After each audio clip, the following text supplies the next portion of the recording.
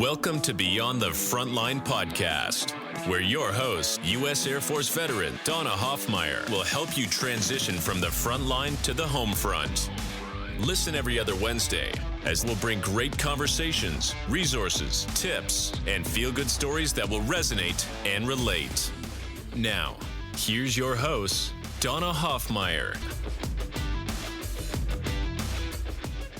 Hey everyone, it's Donna with another awesome episode of Beyond the Frontline. I'm pretty sure I say that every single time I intro in here, but it is an awesome episode. Every episode we have is awesome. So I'm always excited to get on here and meet new people and introduce them to the audience, and you guys get to learn something new. So another awesome episode. Here we are.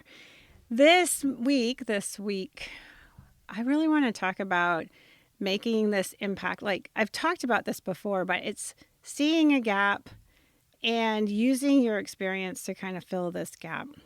And we've talked to a lot of people that do that. We bring on a lot of people that see something that it needs work, needs somebody to take some action on. And a lot of time it's because of their own experiences.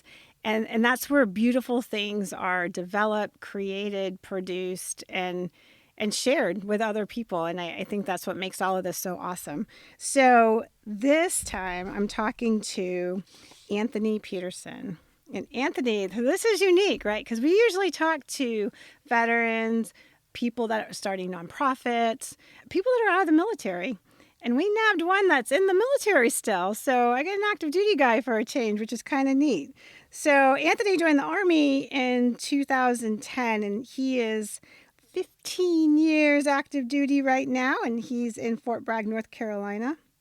And when he was younger, he was really eager to serve his country, but he really didn't know what he was walking into. He didn't understand some of the harsh realities that all of us really had no idea we were walking into.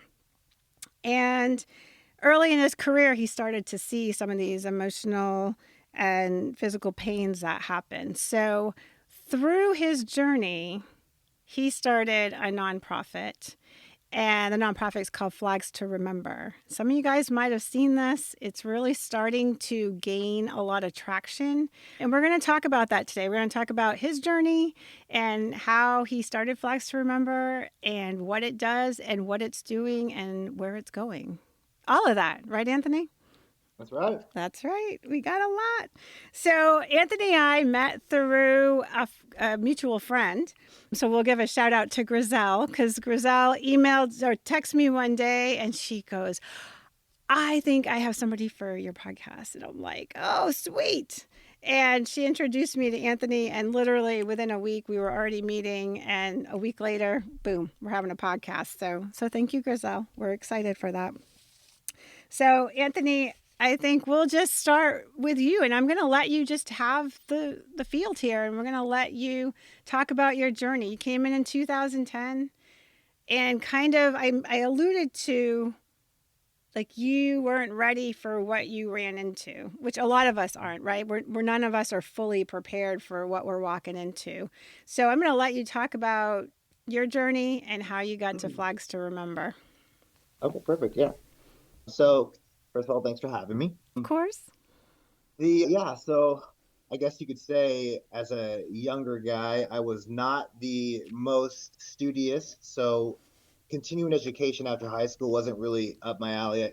And so I moved to North Carolina as a last-ditch effort to kind of figure out what I was going to do with my life. And I ended up becoming a police dog trainer, which was fulfilling, but I was kind of looking for more at some point. So the Army, I started doing some work with some Army dogs and kind of learning the culture of the military. And through that experience, I kind of entertained the idea of joining the military. But a lot of that was kind of surface level for me. So I like you said, I didn't really know what I was getting into, but I knew that anything would be better than just sitting around and getting stagnant. So I joined the military and immediately deployed in 2010. And so starting from that deployment on, I lost a lot of friends very quickly to killed in action and also suicide in the first few years. And that was one thing I didn't actually have a lot of experience with death. And so I guess I never knew where I stood on all that. And in that time, I had this huge struggle with how I was gonna process it, dealing with it. And I'm a huge relationship person, so when I make a friendship with somebody, I hold that pretty close to me. And so that made it even worse because I was so close with them. And so I guess in that process, I had to kind of go down some dark roads to kind of figure out what is going to help this feel better. And some of those dark roads weren't really healthy at all, but you have to kind of try them to see if they're going to do anything for you. And none of them really did. And if they did, it was temporary. So it was about 2015 where someone in my leadership had noticed me acting differently and had a little bit of guilty knowledge of just kind of the things I was going through, because I did have I consider it to be an odd amount of death in my near circles and my reach. I know everyone has it, but I keep feeling like it's so specific, like keeps happening. It's kind of like a vicious cycle. Yeah. And so, And good. everybody, I had this conversation with an Army buddy of mine. And one day we were talking and I said, hey, how many people do you know have passed away, like your friends? And he was like, 2. And he goes, you? I'm like, 4. Like, boom, boom. Like, it was like, and then it just kind of set me back. Like, I have no idea where the question popped up from, but it was just something that kind of hit me. And then Yeah. I started thinking, I'm like, wow. Like, and I didn't have an inordinate amount of deployments or any of that stuff. I mean, we had some stuff, but 4 is a lot in a short amount of time, right? And Mm-hmm. so here you are, obviously surpassing this number, you know? So yeah, it does make you think that almost everybody in the military, I would make a huge assumption to say that almost everybody in the military either A, knew somebody, or B, knew a friend of a friend, like 1 degree. Mm-hmm. Yeah.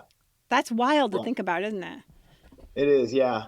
For me, the death was one thing, but what started to kind of build up was it was no longer the loss that was kind of driving me nuts.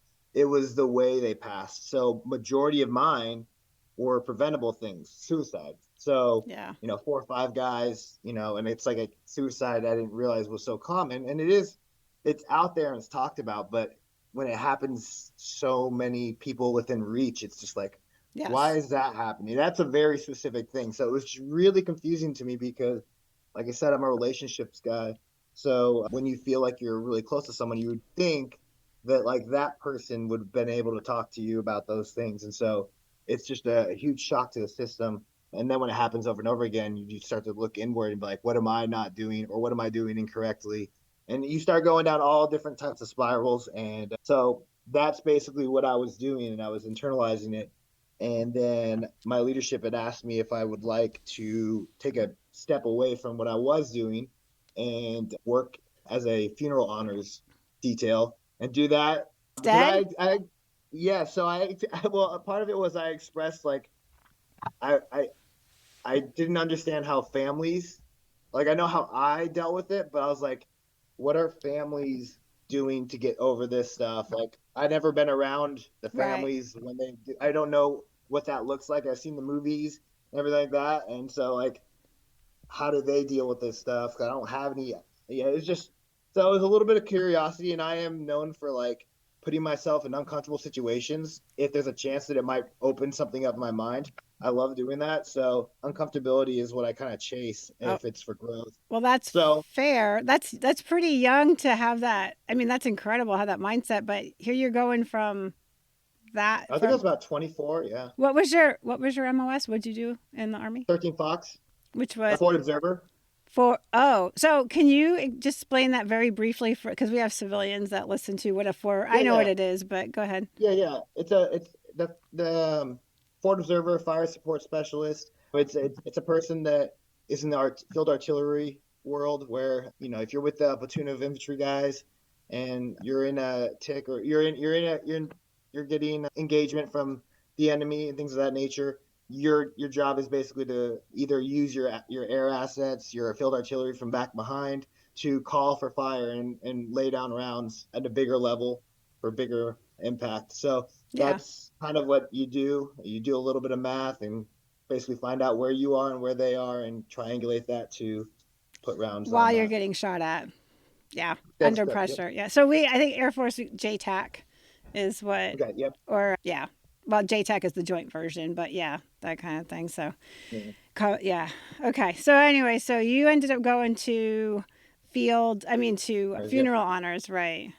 And so I was in charge of a bunch of privates, and we would kind of learn the process. I learned the steps, kind of could read up on it, and just kind of understand the emotional piece, but also the tradition behind how the funeral honors thing goes. And so it was all brand new to me. So after doing it, I did it quite a few times, and I don't know what I was looking for, but I found at one point when we fold the flag and we hand it to the surviving spouse or the parent, for some reason, at some point, it wasn't the first time, it wasn't the second time, but at some point, one of the times I saw it and they gave it to the surviving spouse. And the rest of that day, that moment, I kind of like really paid attention to the way that person received it, what they did with it, how they held it, what kind of reaction it brought out of them. Mm-hmm. And I saw them for the remainder of that funeral, and it just kind of made me think that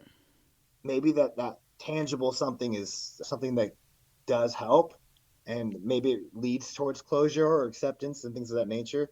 So it kind of just got my mind thinking, and I thought maybe if I just I'm not a surviving spouse, I'm no parent of a fallen soldier, but maybe it's something I could benefit from. So I went onto my work computer and I designed what I thought would be like a rendition of the American flag in order to not deface the American flag. Mm-hmm. And I made it pretty close, and then I just had it shipped, and I went to my sew shop lady and asked them if they could put my buddy's name, sew him onto this flag.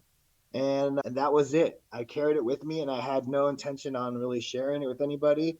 I just would go. I'm a very active person, so I go to a lot of events and go to things. And through the years, every once in a while, I'd ask on Facebook, does anybody have anybody that would like me to add to my flag? Very casual. And then I'd also go to kind of like some of the cemeteries during Memorial Day and talk to people that were also going through stuff. And I found myself sharing stories about my buddies on my flag with other people, and they would do the same. And it started to click when at the end of our interaction, the person asked if they could if I would put their friends on my flag, and I realized that came from a lot of him relating to me with his loss, and that relation that we had where we could relate on the same things. I didn't feel like I was just dumping my trauma on him. It was like we were exchanging trauma, Yeah. and and there was just this level of like peace during it where we lost track of time. And then I just felt like so thankful for the opportunity to like let me have his friends on my flag. And so I started doing that more. And come 2021 or 2020, yeah, 2021, when in my nonprofit volunteering that I did in the community, some of the nonprofits I was working with saw the flag. I told them a lot of what I told you guys today, and they basically said, I think you can do this on a bigger scale and actually give some impact to people like you and families and spouses. So they basically really did a good job of standing me up on my feet with this and turning it into a nonprofit organization. So Wow. that's kind of how it got to this point. And so you're keeping up full time active duty and managing nonprofit. Yes. No grass is growing under your feet at all. No. That is awesome. So how does the process work? So it's called Flags to Remember, Mm-hmm. and you have a website. What's the website? Yeah, it's flag. It's a flag to remember. So Mhm. no S at the end. It's Okay. flagtoremember.com. Mm-hmm. And so yeah, so the interesting thing about it is I actually am doing everyone on my flags, they are, if they served, they sacrificed. So they have to have passed away. But I didn't just leave it to fallen in the line of duty. I left it to anyone that could be on the flag that has served either as a military or first responder and Oh, has passed nice. away since. So I just feel like, obviously we honor both, but like I feel like everyone deserves to be honored if they've served. So What I'm noticing in the nonprofit community, because our nonprofit just opened up to first responders also. mhm, Um, and they've always been there. Like we say, we opened up to them. We're like, it's not like no, you can't come into our exclusive group. It's really not. It's just, we've just never probably formally said it, but you can't throw a stone into a group of first responders and not hit a veteran. I mean, it's mhm, impossible, but it's really refreshing to see the nonprofits now saying veterans and first responders and embracing them because for us, what they're doing is in garrison, right? Like we're home, but for them, they're defending our home, and we're going mhm, out past that and defending that. So our traumas are similar in their differences. I mean, absolutely. we're still, being a nurse and military. I mean, I kind of got both sides of that and what they're doing and all our EMS and police officers and firefighters and medical staff and all that they're getting it done the best they can with everything they have. And what people don't understand is that they're accumulating this trauma too, you know, Yeah. because, I had a friend recently that her dad got put in the hospital and the staffing is short staffed, like extremely short staffed. And this is on the East Coast. And he's a much older gentleman. He's in his late 70s, if not early 80s, and he had to sit in his wheelchair for in the ER for 24 hours. Like he didn't get a room for it was horrible. They were having this big flood, flu and RSV and all that stuff and it overwhelmed their ER. And it was really hard because I'm talking to her and I get it. Like as the patient, like I get it. Like my God, do something. But I told her I was like, listen, I said that she goes, why would anybody want to work here? I'm like, because these people know that it is better to show up the best they can than to not be there. I'm like, so they're doing their best. And she knew this. It wasn't like she was venomous or anything, but they're accumulating extra trauma because they got to deal with people that are very upset and they have no control over that big picture. That's leadership, Mhm. that's situational, where they have an IV shortage going on, fluid shortage, things out of their hands, and they're just getting the bubble gum and duct tape and doing the best they can. And Yeah. and we as military understand that because we're really good with bubble gum and duct tape. Yeah. That's right. So Yeah. it is great. It's a little diatribe, but it's really great to see that inclusion because they do give it all too. So Yeah.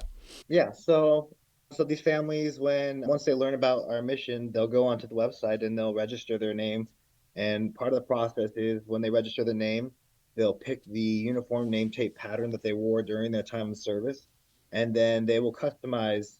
I encourage them to customize the name that they put on the name tape to whatever their memory, whatever best serves their memory of that person. mhm. Some people will say do a date, some will say nicknames, and some will do formal first name, last name, rank. It's pretty much up to the family and friends of that person. And then it'll go into our database. And then throughout the year, what we do is we find locations across the US that are in the spotlight of the communities to basically put these flags indefinitely for a couple of reasons. So a lot of the things I like to focus on for the pillars, I call them the pillars of purpose for what I'm doing, is of course it's to honor the name and memory of each person on the flag, but it's also to raise awareness to something that's near and dear to me, which is mental health and suicide and things of that nature. And then the third thing is using these flags as a education tool. I say that because I think that when I reflect a lot of when I was going through those years of reflection, um, I really was just a really naive young kid and had no, I wouldn't say I had any patriotism or awareness of service or sacrifice. I saw movies and that was it, Yeah. but there was no like huge pride behind me. I wasn't around military growing up, so which wasn't a thing for me. But I've seen myself and I've seen other people who were like me, completely just culture shocked and unfortunately to grow appreciation and awareness of what people are doing for our country, they had to experience it through loss first instead Yeah. of knowing it beforehand. So my hope is that our youth is the future, and then people who maybe aren't around all this stuff all the time might see a flag. They'll scan the QR code next to it and learn about what it is, and it just might be that opportunity for them to kind of like see something that like shows them like how many people are doing what and the sacrifices and all those things, and learn about the stories of each name. So it's definitely an education piece to help people understand. That's impressive. What's the feedback that you're getting from the people that are, because you what if I'm not, because I was actually, it was funny. I go, I'm going to get on the site and he's going to pop up, right, to start the podcast. But I had literally put it up, and I when we're done, I'm going to go in and finish it because I have people that I'm going to put in on that. Okay, yeah, great. Yeah, I'm super excited. But the part I was reading about was that once the name goes in, when you use it for the flag, you actually notify that person and say it's being used for a certain flag. Do they, like, you tell them where it's going to be, or like how does that work? Yep. So yeah, so we give every flag its own serial number or its own number, and it sits on the union of the flag, which is the blue portion of the flag on the bottom left. It'll say flag 01, 02. And so what we do is once we dedicate that flag, we create like a digital profile of that flag, where it's located, how you can the contact information for where it's located, and basically we call it a flag host profile. And we send that out to all the names, all the families of the names on that flag. And what essentially happens is throughout the year, they'll get notified and they'll collect flags in different areas of the country. And the idea is that hopefully, if they're not in that state, they have family or friends in that state that can see it. They can if they're traveling through. We put them in open to public places so that anyone can access these flags. And it has been, so to your original question is what are the responses I'm seeing. It's quite different every time. I just when I think I have figured out what the impact is, I'll get a phone call or an email from somebody who has seen it, and they'll have a completely different reaction, but it's all positive. It's all positivity. And I think it's all surrounding whatever the loss is of that name, however it happened. The common theme I'm seeing is it's like not all the way closure, but it's like finally he can be, like he's Honored. people can know about our person. They can see our person. Like it just them seeing that. I thought it was just my own therapy. I really had no idea that it would be such an impact on other people. I guess I'm not like an alien like I thought I was. It's something that people can relate to and they can appreciate. So, for example, we put one in an airport in North Carolina, and the gentleman was, a vet, very old in the World War II vet, and I used to hang out with him a lot. He was kind of one of my older friends I'd see at the local pub that's down the street from my house, and when his daughter had just recently lost him that this year or last year, she had never done anything for. She had no. There was a hurricane and there's so much going on that she wasn't able to really finally like vent and closure and everything like Right. that. So she drove down from Asheville, North Carolina, to the airport to see the name on the flag, and in that era, he didn't have a lot of recognition for his service. So she knew that that was something that bothered him because he always felt like he was just, no one respected him and things of that nature. So it was really good to see how much it meant to her. And just when I think I figured out something new, it's like, or figured it all out, someone just kind of shows me another string to the accordion that just makes it like worth it all, I guess. So. That silent generation, we call them, right? The Vietnam Mhm. veterans are the silent generation, and for the civilian audience, they're like, why do you call them that? Well, for two reasons. One, we silenced them, right? They came home and they were not welcomed, and so the other part of the silence is that they didn't speak about it. And this was not the days that they were encouraging them to speak about it. So, if you had a relative that was known as he's the drunk or whatever, we had that person in our family, and come to find out he was one of the 19-year-olds that were climbing the cliffs of Normandy. And yet, instead of honoring him, he was the family drunk, right? So that silent generation, that's enormous. I was thinking about that too. I'm like, oh, I go, I wonder the Vietnam vets, that would be a big deal. So a couple questions to this. So one, Yeah. for that, when you're honoring somebody, is it somebody that's passed away? Yep. It's anyone who's passed. Okay. Yeah, anyone who's served and has since passed away in or outside the line of duty. Okay. Got you. And friend or family can submit the name, correct? It doesn't Mhm. have to be a If family you member. It's if friend there's a person, yeah, if there's a person that you lost that you know served, can anyone can submit put it. their name on. Yep. Okay. And then the name tag, could the name be on more than one flag or is it just on one flag? Yep. So what we do is we find a location. We have this master list of names registered, and then when we get to that locate, we find a location. We first initially ask the host, is what we call them, the flag Mm-hmm. host, if they have any names internally to their organization or their community that they would like to be on that name on that flag, since it's going to be in their area. Right. And then what I do is they give me their names, and then I backfill them with all the names that are all over the states, and I backfill that flag with those names. So yeah, and I basically shuffle through my master list at every location. So So it's per um, state, like it's the names on that flag will be from that state? some of them will be, yeah, Yeah. yeah. So Okay. I get like the first dibs to like the community that it's going in, and I'll Right. call the fire departments, the police departments, and say, hey, this is going to be put in your guys' community. If you would like to add a name, we'd like to honor it. And then once we do as many as we can find, then we'll just go and backfill with the universal list that I have. Okay. Gotcha. Yep. So I had another question. Wait, I was thinking about this. My brain was going fast here. So then once that's what I was going to ask you because I saw it on the site. How many names do you have right now? We're around 500. Yeah. You have Yeah, a yeah. good amount of names. Then that's Yeah, just and starting. some people always ask me too. It's like, oh, we have a like a VFW or something. Will say we have a whole list of names here, and that's kind of where I still want there has to be a person attached to A that name. connection. Yeah, well, because I can go and get a list of people too, and obviously they all deserve to be honored, but You want it if I'm not personal. if I'm not able to notify somebody that person, that there's no one around to hear or see this person, it kind of takes away from the impact that I'm trying to have on everybody. So I'm be there. So I always tell people that I don't do any mass lists that like are coming from like an online source. If you know the person, by all means, please go on the website and register it, and then we will notify you every time it is being Yeah, because honored. if that was the case, you could just go to the wall and take pictures Yeah, and like load it up. I mean, really, yeah, but there has to yeah, be intention, right? That there's yeah. intentional energy behind that. So I was gonna say, so you told me this when we did the pre-meet. Tell me or tell the audience the big things that just happened this year, like who's jumping in and like this is Yeah, gonna yeah. start taking some serious traction.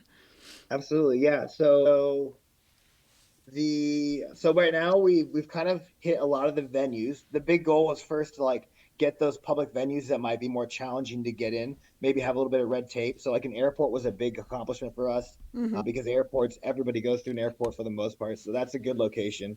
And then we've got our first stadium like in North Carolina that we did. So we tried to hit the first of everything in my community of North Carolina, because at least Right. I'm involved in that community, so it's a little bit easier for me to kind of introduce myself and get in the doorstep of those. But the idea was that I can go outside the state and go find an equivalent venue of and say that it's already been done, and hopefully that would make it easier for them to go, okay, then we can do it. And so with enough cold calling and emailing, and through a lot of support of the Gold Star moms and spouses helping me, we've got a lot of good attention. We are talking to the Green Bay Packers Yep. Stadium, and we're talking about having a flag there, but then also having me come down there for their salute to service week, where a lot of the military families are out in the stadium, and we do a lot of games and interactions with the kids and stuff, and then kind of like talk about what I do and everything. So that one's in the works. And then the other big one was the Pittsburgh Steelers, which I'm in Pennsylvania right now for work, but yeah, the Pittsburgh Steelers want to put a flag in their stadium, and so yeah, so what I find is like it's the hardest part about what I do is just getting to the conversation of the person that would say that sounds like a good idea, Yeah. because a lot of these states I don't know these states, You're so I learning them. usually just tell I tell the support people who support me to say, hey, if you have a place you want to put a flag, all you gotta do is send me an email and tell me, here, call this guy and ask him. And that's like directly to the source. And most of the time when people hear what it is I do, it's like a no, it's an obvious, like, why would we not want to have that flag here? So it's just getting to that decision maker. Well, you just walked into what I was going to highlight next was that, you hear us talking about you got it in an airport and the Green Bay Packers and the Pittsburgh Steelers, and those are huge. Like, those are enormous things. But the reality is anybody can host, right? I mean, like, Yes. I Yep. could, like, if there's, like, I have a business in mind, like you and I have already talked about it, and I'm going to go approach them because I'm telling you, like, it would be like the perfect place for it. Anybody can host, and I don't think it's that ridiculously expensive for what is doing. So, like, if I'm correct on this, the baseline pricing tell me about the baseline pricing for a flag. Yeah. Well, first I'll say, so yeah, to your point though about the locations, yes. So this all kind of started at going, like, a lot of ours in North Carolina are in like a very big gym, Right. a local patriotic bar that a lot of the veterans go to. So yes, it's definitely a lot of businesses that are veteran owned, but it's not all just these huge places. It's Right. where the community likes to congregate. And Yes. so sometimes that's just a small little place that's been there for 15 years, and that's what we look for. Yeah. But yeah, so yeah, so prices. So yeah, a flag. So we have three flags. We have a framed flag, which is that holds 73 names, and that's the more common flag that we get because it's easier to put somewhere on a wall within a building, and that costs $750 plus shipping, and that's pretty much what we're trying to do right now in every single state is that size. We have a few that have gone to the bigger flags, like Nine Line Headquarters, Nine Line Apparel. They did a big 5 foot by 8 foot flag, which had like 224 names, and it hangs from the inside of their big warehouse. And Oh, it's nice. really awesome to see one of the big flags. And then we got another big flag that we're doing right now in Ohio for a brewery, and it's gonna hang right in the entrance. And it's massive, so it's gonna be pretty cool to see that. But yeah, so like you said, yeah, it is. I would say that it's tough because this was never meant to be a mass-produced thing. So naturally, and I'm not a sew shop, I'm not a sewer, I'm not a seamstress, and I'm not a frame shop guy. You got to hook up with So Timu. yeah, so I mean, whenever I explain like it's having a nonprofit for something like this is tough because there's so many moving pieces, and I've established who I work with for this, and they give me the best deal possible. But at the end of the day, yeah, it's not cost effective, but at the end of the day, I don't think I can really alter that anymore. I think it's just look, if somebody wants it, and I guess I don't want to compromise anything. I just Quality. want the right location. If they want it and they can't afford it or whatever, then I'll put them on a list and we'll try and fundraise for it. But then it's like I can't. I just have to kind of ask for donations and kind of go through that. So So they're like those are the options, though, right? So the businesses, right? Businesses can buy the flag, right? And they can yep, buy it outright, and you're doing it at cost. I mean, you're doing it what you're not making tons of money on this, anything like that. It's what you're paying. But at the same time, if you don't have to do massive things to be effective. So if somebody wanted to donate $5 or $10, absolutely. and do that, it does have an impact. I had somebody do that the other day to me. It was one of our events, and we were doing this breakfast, and this lady wanted to donate, and somebody said, Donna, she handed me this check. It was a nominal amount, and she goes, she wanted to give it to a veteran event, and I told her about yours, and so here, and I said, well, tell her she took care of all our drinks, like that was great, Yeah. and that had an impact. So we don't have to do these, $10,000 things. $10, right? Yeah. And you can donate that, and that could cover the sewing for some tape on there. That Right. could, Absolutely.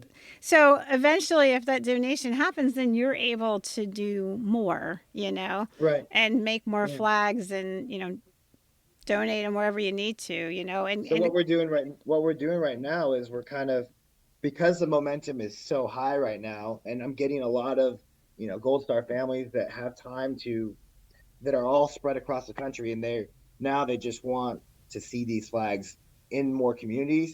So I've never had such a big push as I have this year, and so we're doing basically a national fundraising campaign, but it's also just a national movement to get one in every state. We want to actually officially say we're nationally impactful. We have a presence nationwide. So I'm working my way up the East Coast and heading west, and through the families and stuff like that, I kind of just put out there, like, if you live in a state and we don't have a flag in it, please reach out to me and tell me about the areas in your state, and let's figure it out. And so what I do is I go to each state, find some locations, I give them a call, and if they can cover it, if the business can say we can cover the cost, perfect. Then if somebody sponsors a flag later, we don't have to use it on that state. We can use it to another less Yeah. fortunate business. So we have a lot of different ways to skin the cat. You know, some places might be able to pay half of it, and then we'll just fundraise the other half. But the priority is just get these flags to the final destination. So we'll do whatever we gotta do to make it happen. But if we can get all 50 states by the end of the year, I think we're at like 6 states right now. That'll be the good win. I got Texas. Don't worry about that. We're working it. I've got some masterminding plans going on here in Texas. So All right. awesome. So is there anything else that you want to put out there for the community in regards to this? I would say no. I would say one of the things I like. I mean, donations are always really important, but I find my most enjoyment in building relationships with people in these different cities and states. So if any of this sounds interesting to anybody, and they have time on their hands to be an ambassador of FTR, then like I have a lot of people that like to do that, and they have time. Like, hey, I'm going to be off for the next month. What can I help? I'm in Nebraska, and that right there is great because I can kind of explain, you know, you can help me be the eyes on your area, and maybe Yeah. you can find some places and give them to me. I'll do all the legwork as far as the explaining what it is we do. But yeah, that's, if you want to help, it's just helping me reach the people that want to have a name on our flags, and then reach the people that will put a flag in their location. That's the biggest thing, is awareness to what I'm doing and getting it out to the states. That's the second best thing, but it's also the priority, because if we don't have names to put out there in honor, then what are we doing? So Yeah, I just get want your to name reach in the there. families. Yeah, and Yeah. hopefully, podcasts like this are getting the word out, and we start, I want to hear, hey, Donna, it came out, and then like I had like a surge, and I'm like, sweet, that'd be the and goal. it's free to register a name. So that part, you can donate if you want to, but like, I think it's like $5 for that covers a name, but you don't have to. I always tell people, don't let a price of something, or like the fear of you having to donate to register a name. You can register 20 names. It doesn't matter. It's all free. That Yeah, part is free. So I'd rather you register a name than not. yeah, yeah. My God, I mean, with the as many as we have here, and what a great, like I said, it's something so great. And right now we're at, I think there's like 1,600. I think that's the right number. Don't quote me on it, but I think there's like 1,600 World War II vets left. And I've worked with, we have a senior center here in Floresville that is a veteran senior facility. They have 9. And when I went and visited, I was like, you got the rest of them? Like, but there's Yeah. 1,600. But yeah, they had them there. So we're getting ready to lose all the World War II vets. World One's gone, the World War II vets next. And then I used what? to tell that to my privates, like when I was like younger in the army and I had Joes underneath me. It was, it was always like there was always that old Vietnam vet who had the classic hat on, and younger guys would think, oh, they always wear those stupid hats and blah blah.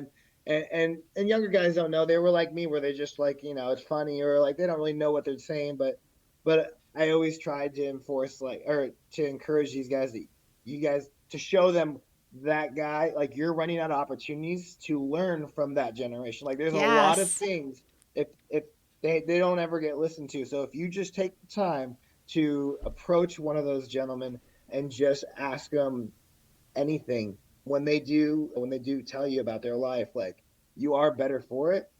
And that's contagious, and that's what kind of started me. And now I'm like always preaching people to look for those vets, the ones that are older, and because we're running out of time with them. So get as much as you can grow from their experience with them. So Yeah, because as much as how awesome it is to see the name tag and remember that and honor them, you can't learn from the name tag.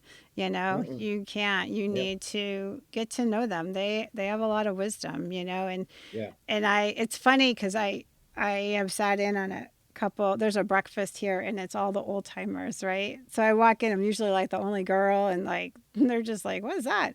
And it's interesting to talk to them, and I'll hear them say things like, oh, well, I only did 4 years, or I only did 3 years. And I'm like, how long were you gone during that time? All of it. I'm like, yeah, so your 4 years is probably equal to somebody else's entire career. I said, Yeah. and what you handled. I'm like, so don't diminish your time. Like It only also, 4 years in Vietnam, please. it also adds perspective too. So like when it comes to these older Vietnam veterans, like nowadays we have technology and things that is so different from that time. So it's crazy depending on no matter what your job is, if you talk to that guy and he tells you about how they did things that we do now, that right there is mind blowing to some people. It's like, so you guys had zero support, you had no guarantee medical medevac, or all these different concepts that like it was just so primitive back Mm-hmm. then. Technology wasn't a thing, and that will gain so much appreciation for that generation if people would learn about that stuff and realize, wow, you guys had it rough. Yeah. And I think that that's key for sure. Yeah. I mean, MASH was a real thing. I actually just did an interview with a Vietnam veteran nurse, and I'm listening to her stories, and I'm like, all I can see is MASH. She goes, we were MASH. And they were 3 miles off the front line, and they were, I mean, her stories were just mesmerizing. I was like, oh my God. And I'm thinking of myself as a nurse and thinking of those things, and I'm like, no comparison of what Yeah, they had to do. There's no comparison to that. So, yeah. So honor them like you're doing. You're honoring perfect. them, Yeah, and I think absolutely. this is phenomenal. And I know you and I are going to keep in touch. I'll Yes, be like definitely. I guess I'll be your sort of Texas ambassador because I've got Yeah, some work to do. I've got some places that I want to bring this forward to because I really think people are going to bite on it. Texas yeah, is big. I think we need more than one flag personally. yeah, yeah. Like we should just do regions. Yeah, Texas is pretty patriotic too, so I can see there being a lot of Texas flags out there. Oh yeah, yeah. We trust me. They like their flags. You can go down the highway and somebody's got a flag stuck in the back of their truck somewhere. Like yeah, Yeah, yeah, yeah. there's flags everywhere. So yeah, I think this is phenomenal. My last thoughts are, I am so impressed that you had a choice. You took something that was very overwhelming for a lot of reasons, but you were so young, and amazingly got into those dark places, but realized this is not working and was able to find a way back because that's not always the case, right? Like, Hmm. as you know. And the survivor guilt part, like when you start asking yourself, like, it's kind of like that joke. This is going to be kind of warped, but I'm a nurse and that's what happens. But it's like, if you don't know who the asshole in the room is, it's you. And so Hmm. when you're looking around and you're like, why didn't that person tell me? Why didn't that person, were we really friends? And I'm like you, like friendship to me is gold. Like when Hmm. I say I got your back, trust me, I got your back. And so I was listening to you thinking, I would have thought the same thing. Like, Hmm. how did you not feel comfortable? But, and I'll share this little part with you is that things I've learned. I learned this from all my therapist friends. I have way too many of them because as a nurse, that's who I ended up working with a lot. And Yeah. I remember them saying to me, a couple of them, when somebody is ready, there's no tool that you can give them that's going to necessarily change it. And that sounds so harsh. Like the first time I heard that, I'm like, oh my God, that's crazy. We can save them because I'm very idealistic and I'm going to Hmm. save everybody. And as I got older and probably a little wiser, I understood what they meant. There is a point that happens that they've just made their decision and there are no tools and there's no anything. And it's not at a time that you're ever going to know, obviously. Hmm. It just happens. There it is, right?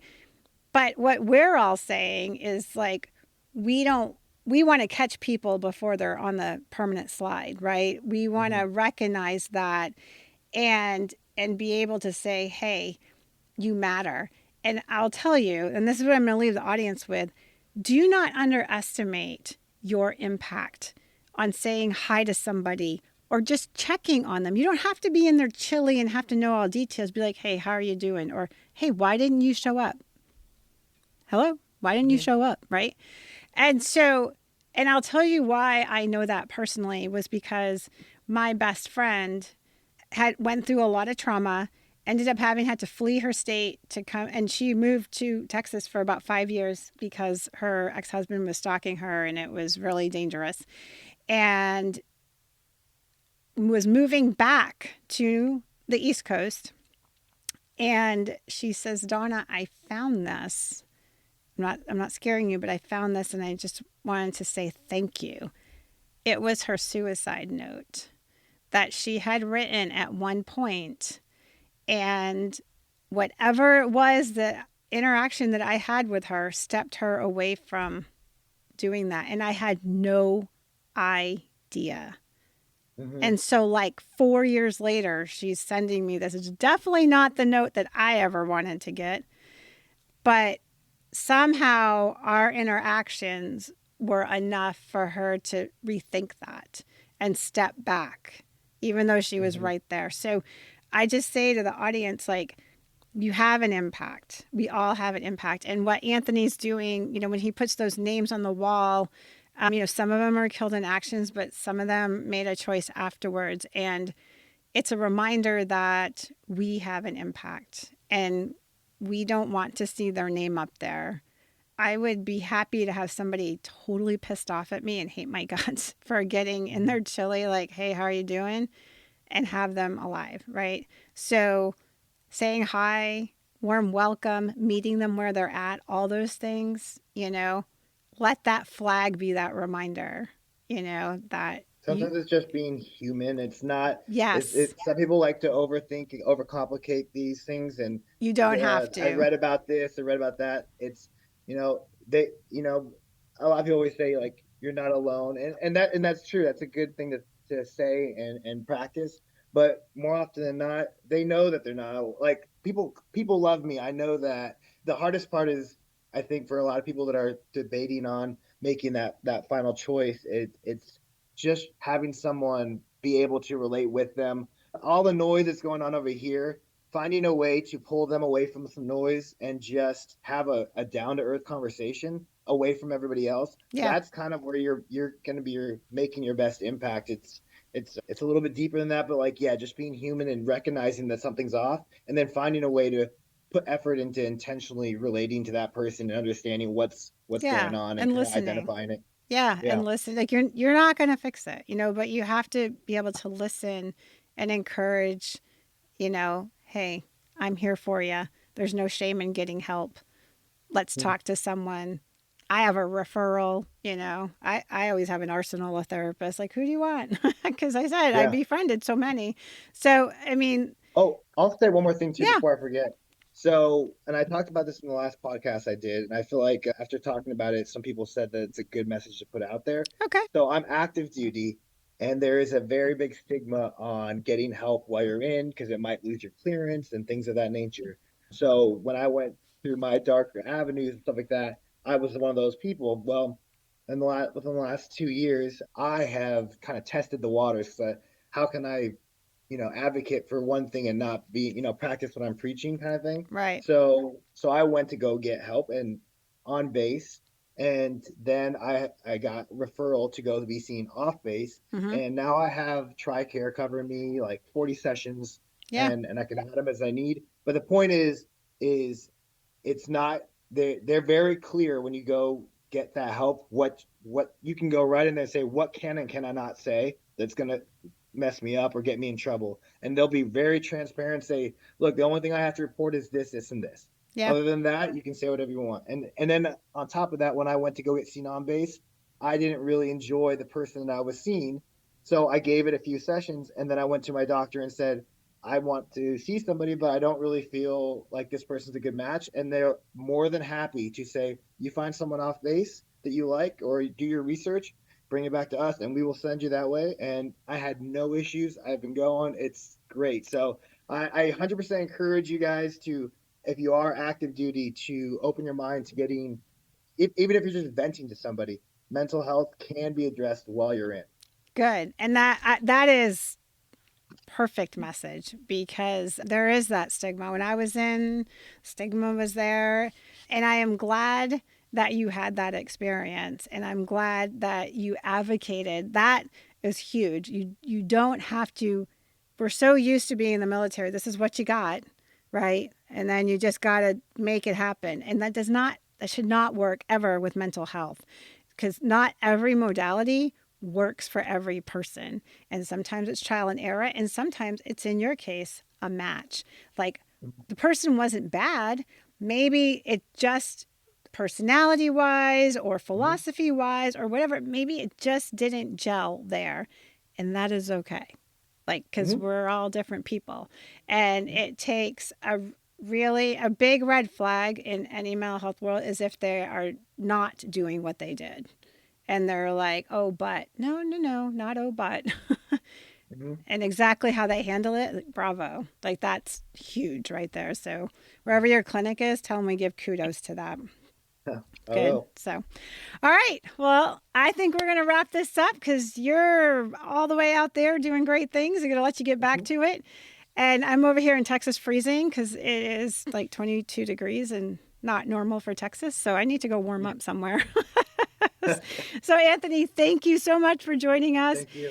And from all of us here in Beyond the Frontline and our parent podcast, we thank you so much for listening and sharing and joining this community. And we want you to do all those things that they do on social media that I never know enough about, but you're supposed to like and share and talk to us and ask questions and engage and do all that, because believe it or not, we actually get the emails, we actually look at the social media, we will respond. We are not just some mythical people out there, so floating around. So again, from all of us here to all of you, we hope you have a great week. Thanks for listening to Beyond the Frontline, a podcast of coming home well. Join us every other Wednesday. And if you enjoyed this episode, please share it with others, post about it on social media, or leave a rating and review. Thanks again. And until all are home and all are well.